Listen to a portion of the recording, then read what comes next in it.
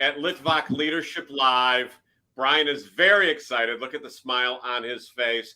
Brian, our guest this week is the one, the only Brian Monahan, Vice President of Sales and Business Development, is it, or Business Marketing? I didn't write it down. You're Vice President of Sales of some flavor at Prestige AV and Creative Solutions. I got that right. And we are going to be talking about leadership transitioning from the military into civilian life, which you did many years ago. So first of all, Brian, thank you for your service, because I always seem to forget to do that. So check the box. Thank you. How long were you an active Marine? Active 4 years. I served 4 years. I was in about 92 to 96. So that dates me. I'm probably like 30 years old now, right? Yeah, exactly. But 92, 96 wasn't, there was some interesting stuff going on. What wasn't that like Gulf War time? I did not serve. There were no true active. It was an active campaign for the Gulf War, but we were not in regular combat at the time. So it was post Gulf War I and prior to Gulf War II. Got it. Because I remember during Gulf War I, I was just terrified that there was going to be a draft. And my wife and I had talked about how she would move back in with her parents, and I would go off to war, and the world was going to end if there was going to be a draft, because it would be horrible. And then nothing came of it, other than gas prices went down for a while, and now who knows where they are today. I don't even want to look and see, because it's a holiday weekend, so they just go through the roof because they can. So Brian, what was your transition from military into civilian life like? Because you're a pretty intense guy. Yeah, I definitely, I remember my dad told me, he said, you're going to have to drop some of that bravado. When I left the Marines, people would be like, they think you're going to punch them. And the more you look like a Marine, I still carry this haircut after all these years. And, you fit in. I mean, you would. So, I can remember people thinking like you just have that intense stare when you come out. And so also, the one thing about the military is, it's all about, chain of command. So you're taught to fall in to the chain of command, and you're also taught to lead. So it did take a number of years to get used to the idea that when you're working with civilians, a lot of times it's not necessarily I told you so, but it's, hey, this is what I see that I would like you to get done, or this is how I would. So whereas when you're in the Marines, you say, hey, I need you to set up that projector and screen now. And their response is, how many? And so in the house today, we've got the one, the only, the legend, Robert Brooker, who just posts comments on top of comments. So Robert, we have a rule today. If you want to post more than 5 comments, you need to get Brian's permission. We're going to do a chain of command. All right. If Brian gives you permission to go more than 10, you have to get my permission. We're going to give everyone an opportunity today to comment. So there's comment 1, Brian or Robert. Here's comment 2. So you have nice haircut at different points. So choose your comments wisely. All right, we got Tim Lord. Nice game show jacket. Yeah. I was wearing a company shirt all day, and I went to put this on, and I realized that you could still see the logo. And since this is not a employer show, it's the Litvak Leadership Show, I decided to lose the company logo. So Brian, let's talk about that, because chain of command, having people do what the boss says. I mean, in the Marines today, I would hope that, or in the military in general, that when someone says to do something, those orders are handled because we trust our superiors. Yet in business, it seems like everyone's got an opinion and there's always a conversation. I know, never serving in the military, that is highly agitating for me. What is it like for you? Well, obviously I've been out of the military for quite a good period of time, but Yeah. I've always said, and I'll be quite frank, and I think if organizations can figure out a way to do this in the proper way, the military is actually one of the easiest jobs you could ever have. And the reason is because you have people that know what they want from you. And if you follow what they ask you to do, you actually are successful. And so you have a path. And so I think if organizations can come up with much clearer paths and understanding of what they want from their employees, they can have greater success, because I think, yes, we need to adjust to the new norms of the world, collaboration, much more flat organizations. But I still think the better you can get clear about your expectations, then people can fall into line. And I don't think we establish those expectations well in today's world. We give people too much freedom to do anything they want. I say give people expectations and give them the freedom of how they're going to do it. Not necessarily the outcome should be defined, the goal should be defined, Sure. But the method may be of choice. And the time frame that the results should be achieved should be defined, right? Absolutely. Now, the Marines are actually, you may not think that the Marines are a comfy organization, but the Marine Corps, the Marine Corps principles for a leader is mission accomplishment and troop welfare. And so every Marine leader knows that they got to accomplish the mission, but they can't accomplish the mission if they don't take care of the troops. And so it's a nice combo. If you take care of the troops, you'll probably accomplish the mission. And so although it seems like a really hard organization, it's about being macho and being a drill instructor. Hey, you crazy? Like the Gunny. You would be great at that. I'm actually not very good at that, but no. Shannon Yarger, my neighbor, who I was supposed to have coffee with this week, but I never contacted him as I said I would. Shannon, let's try and hook this up next week. Servant leadership seems unlikely, but is in reality the way in the military. It's just hard to see because people are held 100% unaccountable, unlike the civilian world. Go Navy. So let's talk about that a little bit. Brian, what do you have to say to that?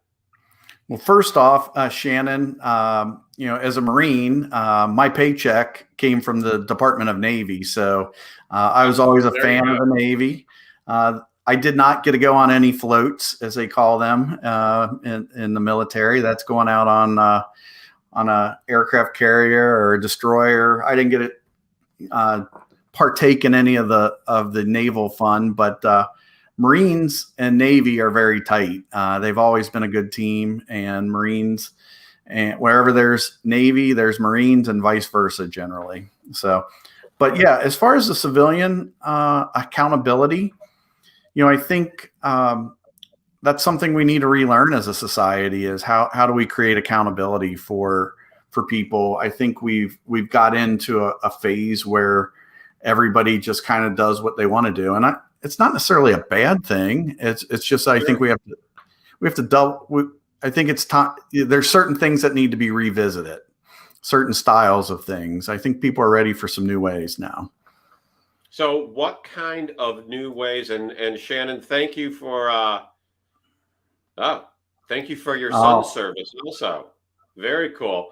So what kind of new ways are we ready for, Brian? What are you suggesting? I've actually, have you ever heard of EOS the Entrepreneurial Operating System? Yes. So I can't remember the gentleman's name who wrote the book, or wrote the concept. But the whole idea of the entrepreneurial operating system is that you decide what factors you want to track and what your key objectives are, and they make it kind of, in a way, impersonal. Each week or whatever your interval is, you would get together with your team and you would review your objectives, and you either say, I'm on target or I'm off target. And if you're off target, then you don't answer that question right then. You get through the meeting and you assess where you are, and that's what a Marine would do. They got to assess the situation. They got to build awareness, and then you make a game plan. So, all right, I see that you are off target.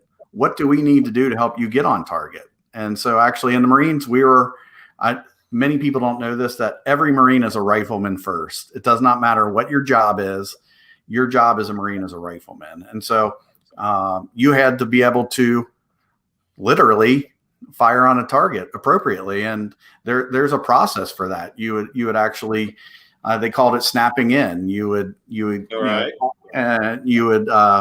adjust your scope until you were actually hitting the target and bullseyes. And so I think as leaders, you have to set the vision, track the vision, adjust the vision, or adjust the tactics, and then hone in on your final results. And I think there's just a lot of things in the military in general that lend well to success in business.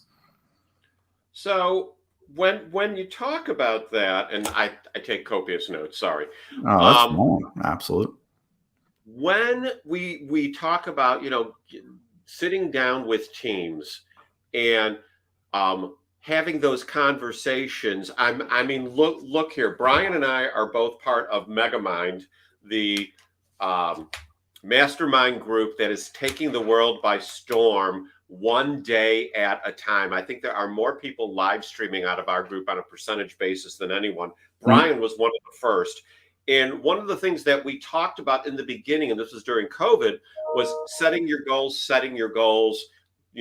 Every week we have conversations. On Monday, what are our goals? On Fridays, did we achieve them? And I started a new system this week where I have I forgot the name of this planner. Wait, this is a Power Place planner. Nothing special about it. You fill in your own stuff. But the thing I like about it is, here you put your goals for the week, and here at the end of the week, you put what the successes were.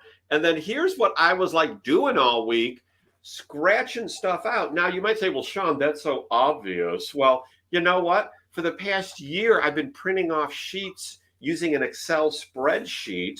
And for me, all these years in business, to actually have a book wasn't so obvious. And then I had to find the right one. How do we train people to do this, Brian? Because I know you're very goal and strategy and tactic oriented, but it seems like a lot of people would rather just be blown in the wind. Now, I think that's a great point, and I actually think that's the biggest hole right now, is that we're not teaching people how to be productive. We're not teaching people how to track their goals. I think it goes back to the question of when our kids are in high school or in grade school, they're teaching them a lot of subjects that aren't necessarily practical to life. And so how are we teaching our kids or our employees how to be productive? And so I too, over COVID, I used to do everything. I personally, for the past 5 years, have tried to take anything I can turn digital, to turn it digital. But during COVID, I decided to reintroduce analog tracking of goals. And I think, as a human, we need a little bit of analog. So I think having a system, I think nobody's system's alike, but I think you need to introduce your team into some common systems. So even if you track your goals that one way, your team needs to have a system of tracking goals. And I think I mentioned the EOS system. I've been studying that, and I want to implement that with my team over the next couple of years. I just haven't learned it well enough, but I am studying it because I think it's a good system, because I like the fact that it actually takes away the personal side of it in the sense of the goals. You set the goals and you talk about the goals objectively, not about people. And that's one of the things I like about it, because at the end of the day, if somebody's not achieving their goal, it may be a personal issue. There are some people that may not be the right people, but I think if you take and you say, well, I just have too much on my plate. I have this job, and this job. Well, that becomes my job as a leader to say, well, how do I free up the space you need to be able to work on that particular objective that I gave you? And so I think having a common system for a team is really important. And since we're talking leadership, it's more about, how do you set your team up for success, not how do you only track your personal goals. And I think those are different systems. You have a personal system, but you need to have a team system. Yes. Well, I mean, and you look at, Microsoft Teams, you look at Evernote. I think Slack, which I've never used, would have a component to it also. Basecamp. Basecamp. There you go. I mean, how do you, and I've seen the whole risk spreadsheet, with, who's actually involved in what and who just needs to know about what. How do you manage your team in those shared goals, in a combination of paper and technology? So, I mean, my system's not overly complicated. We have a weekly meeting as a sales department, and we really just cover things like opportunities. We cover new business, lost business, and then what I ask my team is to provide a report every week, and we try not to regurgitate what we can read. So when they provide the report, I read the report, but I ask them to pick 3 priorities for the week, and we cover those 3 things in the meeting. So that way we're covering the most important topics. And then we do it as a team so that we all can help each other. Like my team's fairly diverse. So one person's job may be a lot different than the others, but by knowing that, say, Tony has a particular objective to break into a certain market, somebody else on the team might be able to say, well, I know somebody who works at that organization and I would be willing to make a phone call. Or, by the way, I just did a site check at that particular facility and I have the diagrams for it. So we actually try to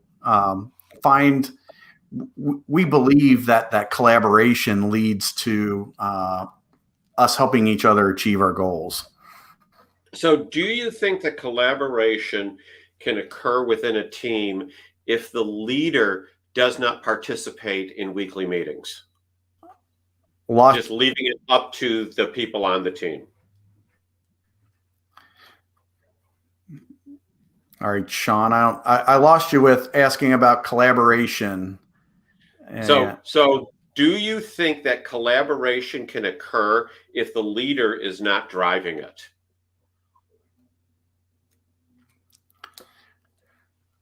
Well, I think if you don't have a leader driving the collaboration, you run the risk of having a variety of outcomes. And so unless you're clear about the focus, then you're at the whim of the team's desires. So I don't know if you're still out there, Sean. You cut in and out a few times. I'm here. Are you here? I am here now. Okay. Have you lost me at all? No, I've had you the entire time. So maybe it's me who's been freezing and I don't realize it. Can you see me moving? You have a little bit, but now you're good now. Okay, I'm over here. Now I'm over here. Here, Robert has a comment. This is comment number 3 for Robert. We're counting today. The desire here is to move the majority of interactions to an independent platform of similar function, one where I become the ad review board. Okay.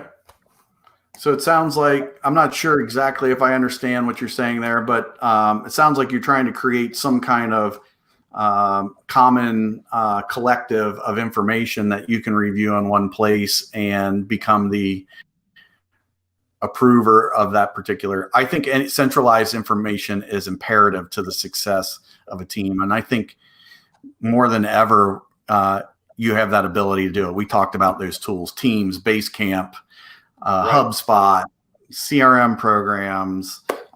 We work within a rental management program that is specialized to our industry that tracks our assets, allows us to quote, schedule logistics for labor. It's an all-encompassing system, invoicing, vendor management. So yes, if you don't have a common system today, you're behind.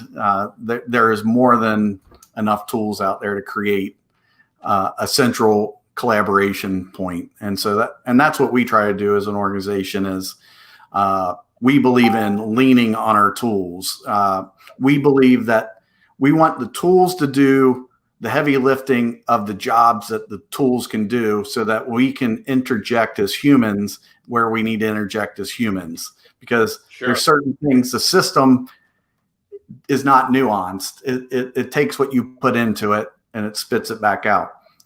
We get to make judgment calls. So I always try to say, use the system so that you can make a judgment call. That's what I pay you to do, is to use your good judgment. And people have to use good judgment. Mm-hmm. Yeah, I don't want anybody on my team that can't make a good decision. I try to create a team that can decide without me. If they have to rely on me to make the decision, then they're not a whole lot of value to me. Now, chain of command wise, I'm a big proponent of this. I give you a framework, and as long as you stay in that framework, you're allowed to make your decision. But once you get outside of it, that's when I want you to check in with me. And I think that's a good model, is to give people the bumpers. Well, and isn't that how it is in life? I mean, we all have our own personal framework, and if we're veering outside of it, shouldn't we be seeking counsel to a certain extent? No, absolutely. And, obviously we can't see, we have of you, you can see what's behind me right now. And because we're on video, I can too, but typically, we need to support each other. You can see what's coming from another direction. We all have different perspectives. And so I think it's important to get a variety of feedback and perspective when you're making a decision.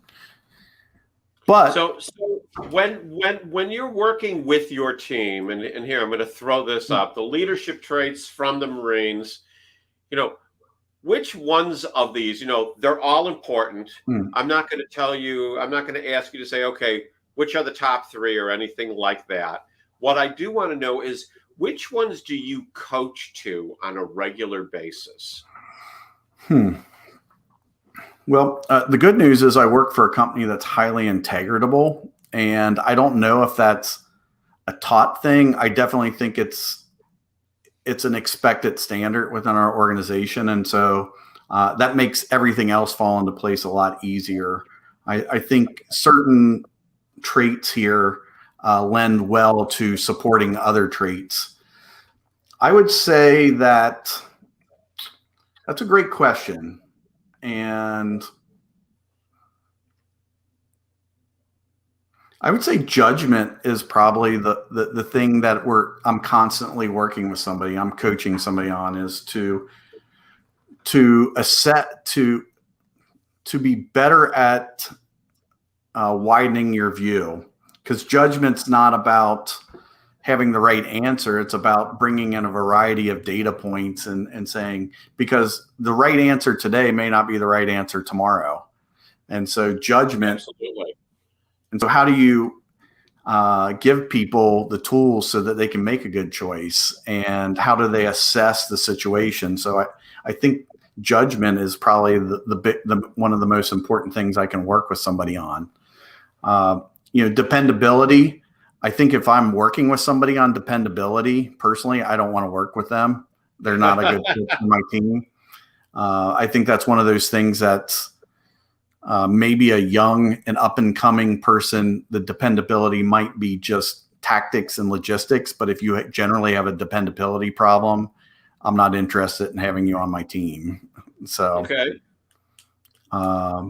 What about initiative? I mean, I've worked with people before that did everything you told them to do, had creative solutions when you put the plate in front of them to eat off of, but they would not reach out to volunteer to do anything. But they take every single assignment you gave them. Yeah, it's a weird mix, isn't it? Because they're doing their job, but they're not necessarily doing nothing more. No, I mean, at the end of the day, I think when somebody has initiative, that's the intangible. That's like the person that has the it factor.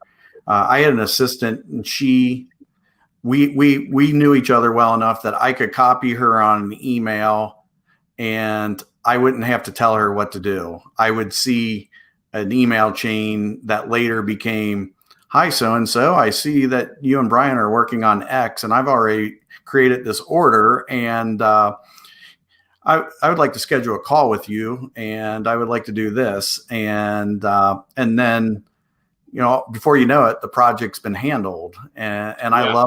I love a person that does that. I like a person who brings me, I think initiative falls in the solution category. It's somebody who brings you solutions instead of problems. Like, hey, I don't know what to do about this, versus I have this idea for something that will help us out. That makes my day.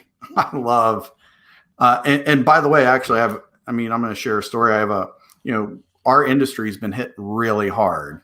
Yes. Live events, we weren't allowed to meet for 2 months, period, literally.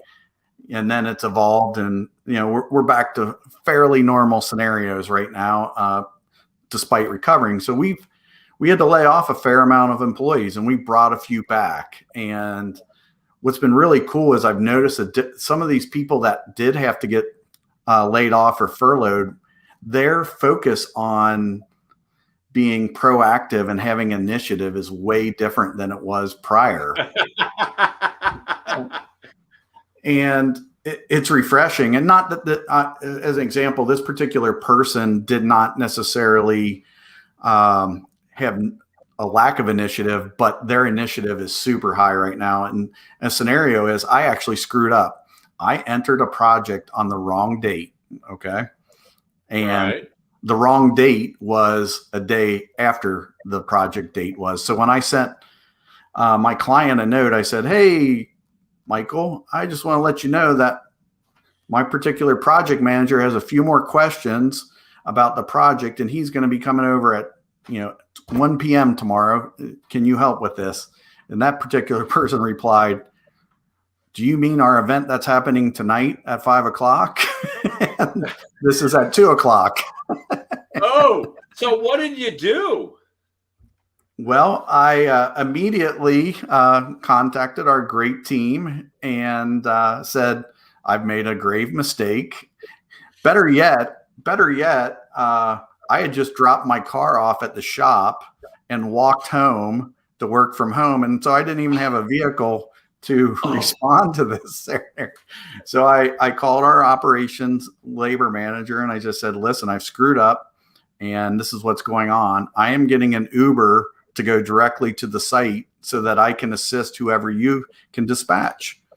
The glory of it, but the glory of this is this gentleman that I on my team, and I'll just say Ian, he was so motivated about this project that he had prepped it 100%, going down to pre-programming the digital mixing console for the event before he got there, because he knew when he got there, he just wanted to set up and be ready to go. So he had pre-programmed all of the digital assets of this particular event that was for the next night. So when the people who had to be dispatched needed to put out the equipment, it was all prepared, ready to go. So we literally were ready by 4:30 for this event when we found out at 2 o'clock. And it was because he had already prepped everything in a way. So that's amazing. Although the equipment was ready to go out the door in our warehouse, pre-programmed for an event on Friday, but this was on Thursday at noon. It was already ready. So I literally just had to accept what he had already prepared and just execute on his plan. And I'm not a person to execute on a plan at this point in my career, to be quite honest. I don't get my hands on equipment very often, but It was all programmed and it was ready to go. And we had a huge success, and we're going to do other business with this client, and they're super happy about it. And I'm like, that is why we prepare. It was the perfect example of the value of somebody days before the event. And by the way, the guy who was teching with him the next night was already briefed on the event by this guy, because he was like, well, I'm going to be working a show on Thursday. I prepared him. And so we were able to just step right into it, take care of it, went fabulous. And I was like, something that was truly a big issue turned out to be a big win for us. And so preparation, initiative, I experienced it right now. And it's been neat seeing the shift in people coming out of the pandemic. I think people are reassessing what's important to them, especially if you've lost your job. And so their value proposition for what they're doing has risen immensely. So go ahead. No, I mean, I could not have been more happy about how that played out. I as a leader of a company and an organization, I was just like, this is what it's all about. It's about being ready. And we screwed up. I screwed up. It was totally my error, but we as a company were ready to solve it. And it totally made a difference, his work on it. So, and did you get any pushback from your team, not necessarily in the moment, but afterwards, that pushback in the sense of, well, Brian can make mistakes, I can make mistakes? I'm sure there was somebody that wasn't happy about it. Now what's funny is actually it all worked out for the better, because the guy who, the other tech, didn't really want to work Friday night. And so he got pushed up to Thursday and he got his Friday night off. So that night I was able to say, oh, look at what I did for you. You actually got Friday night off now. You're not working. But and it worked out for me, because it was an event that I wasn't going to be able to be there personally with a new client, because I had another commitment. And so I was actually able to be at the event. And it was there's actually an organization in Cincinnati called Ish, which is the Ish Festival, and it focuses on the Jewish arts.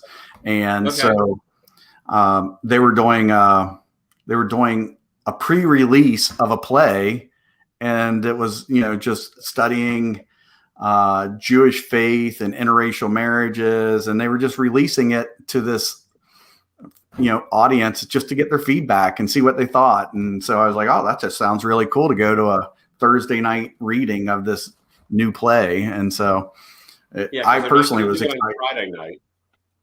No, is that no, or is it Saturday?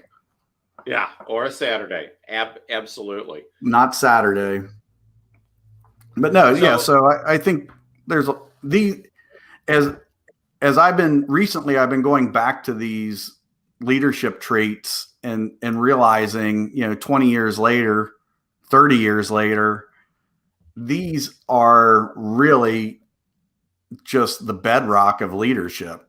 If you can get in touch with these, they will go a long way. One in there that is a huge mess is tact. People have lost their tact in the social media world. Yeah. Absolutely. Worse than in real life. So I like to add something to one of them, the word courage. It took me in my entire life to realize the word encourage has the word courage in it. I always just think of encouraging as, lift them up. And then it's really about helping them find their courage. That's what encouragement is. And so I like to make it more active and say, how do I encourage people to have courage? I like that. I'm writing that down. I'm going to steal that, but I'm telling you in advance. That's fine. We all steal. I think I have a copy of your book on my hard drive that you trust me, obviously. I know. Yeah. Am I allowed to ask you questions? The Litvak Leadership Manifesto, as I've started referring to it. So let's talk about writing a book for a second. So you wrote Customer Delight 365. I've written a book that has had 5 different titles so far, is 56,000 words. And what I've discovered, and I want to hear you talk about it from the customer delight perspective, is that when I go to post on social media or when I have an issue, I just need to look at the book that I wrote, and the answer is there, because I've just spewed so much of my whole career there. Or if I want to put up something that I think is witty or insightful, I just go back to this book that I wrote. Do you have the same experience with Customer Delight 365? I do. And actually, the glory, it's the equivalent of what happens when you teach. And when you go on the record and say, this is what I think, you either get to decide whether you walk the talk or not. And so it's actually very scary to put that out to the world. I remember when I released the book Customer Delight 365, it definitely related to the audiovisual and event industry, but it wasn't necessarily an exact match for the industry. And I was afraid to send it to my clients because I was like, if they read this, they're going to be like, Brian, how are you living up to Customer Delight 365? By the way, I wrote 365 of them, and there's nobody that can live up to those 365. No. But that makes you show up in a different way. When I hand that book off to a client, I know that I cannot not deliver to them anymore because I need to live up to what I put on paper. And so it does change you. But it is, I remember literally almost, in my drawers when I first released it, because I'm like, there's no way I can live up to this. I believe in all of this. I agree with all of it, and it is great, but it is the plateau, it is the pinnacle. And you've written it. Remember that word? Pinnacle. So you can't even say you didn't know because it's there. It's kind of like, tell me if you've had this experience where you'll be on Facebook and it'll say you have memories, and you go look and see what you posted years ago. And maybe just because I've been a prolific, positive poster, I truly have yet to find anything that I've posted that is, oh, the world's out to get me, da-da-da-da-da, okay? And I read this stuff that I posted 3, 5, 7, 9 years ago, and it's like, none of it's new. I've been saying the same stuff forever. What say you? Absolutely. The other thing, though, is sometimes when you reread what you've written, it sounds so good, you don't believe you wrote it. You're like, that had to have been somebody else because that's good. And then I'm like, wait, I wrote that. That's good. This was genius. And it only got 3 likes. How is that possible? No, you've probably seen my friend Catherine occasionally on some commenting. She's my work spouse. We do everything together at work, but she actually is an avid reader of my book, and she'll send me notes on particular days reminding me of my passage. And I'm just like, oh my God, I can't hang with this. Don't, I'm tired. So it's been a gift that keeps on giving. I published in 2016. And so, wow. So it's still relevant today. It's, my favorite thing I've got, that kind of like deduction I got from the book, was a little tagline I came up with, is that delight is in the heart of the beholder. And so, I always try to remember that delight or serving people is about them, not me. It's getting to know somebody else. And I think that's where we really can show up and be different in the world, is when we start to not think about ourselves. Not that we don't take care of ourselves and value ourselves, but what is Sean Litvak like? And how do I take care of Sean Litvak as a customer, as a friend, as a colleague? And I think that ultimately that's why I wrote that book, is I want the world to be a better place while we're starting to consider what other people need and what other people want. So it's really not about customer service. It's about humanity and people being better to each other. And so I think there's a lot of longevity to the book. And so it's going to be around for a long time, and it's going to be relevant for a long time, because there's plenty of room for us to be better to each other. Absolutely. Brian, thank you. So, I was going to wrap up and go, so Brian, what do you have to wrap this all up in? I already did. You already did. So people out there, if you have not seen the book, go to Amazon, Customer Delight 365, Brian Monahan. I don't need to put a link up. Amazon, Customer Delight 365. It's the only one that's going to pop up, right, Brian? Sometimes you gotta add the Brian Monahan in there. Every once in a while, they don't want to give it to me for just Customer Delight 365, but it depends on what Amazon's mood is for the day. So maybe I need to raise the price. I need to raise the price on the book so that they want to actually share it more often. Exactly. So everyone, that's Litvak Leadership Live for this Independence Day weekend. Brian, thank you so much. Will you be at our Mega Mind gathering in 17 minutes? Yes, I will see you in 17 minutes.